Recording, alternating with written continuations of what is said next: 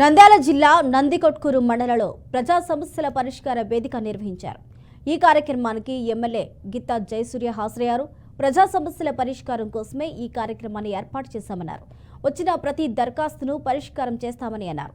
ప్రజలను తిప్పుకోకుండా సమస్యలు పరిష్కరించాలని అధికారులకు ఆదేశించారు. పరిష్కారం అవకపోతే ఎందుకు కాలేదని అధికారిత సంబంధిత దరఖాస్తులకు వివరణ ఇవ్వాలి అని ఎమ్మెల్యే తెలిపారు.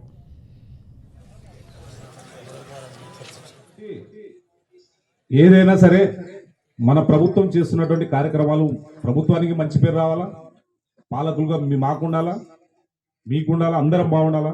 కాబట్టి దయచేసి ప్రవర్తనలు మార్చుకోండి. ప్రజా సమస్యలకు వచ్చిన వారిని రెస్పెక్టబుల్గా మాట్లాడండి. ఎందుకంటే గౌరవ ముఖ్యమంత్రి చంద్రబాబు నాయుడు గారే ఆఫీస్కి పోతే పిలిచి వాళ్ళని నిలబెట్టి మాట్లాడించి పంపిస్తున్నాడు. సమస్యలు పరిష్కారం కావాలా, మనం ఏదో తూతు మంత్రంగా పెట్టడం కాదు.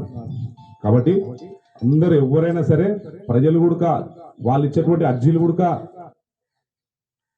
సమ్మతంగా ఉండాలి. అది న్యాయం అయితేనే పరిష్కారం చేస్తాం. లేదంటే క్లియర్గా వాళ్ళు తెచ్చినది కూడా ఏదైనా తప్పుంటే దానిపైన రిమార్క్స్ రాసి పంపించండి, నేను వద్దంటలేను. కాబట్టి ఏదైనా సరే సమస్యలు వచ్చినది పలాని రోజు నుంచి ఈ రోజు వరకు పరిష్కారం చేస్తాము. ఆఫీసుల చుట్టూ తిరగొద్దండి. మేము గ్రామాల్లో ఉంటాము.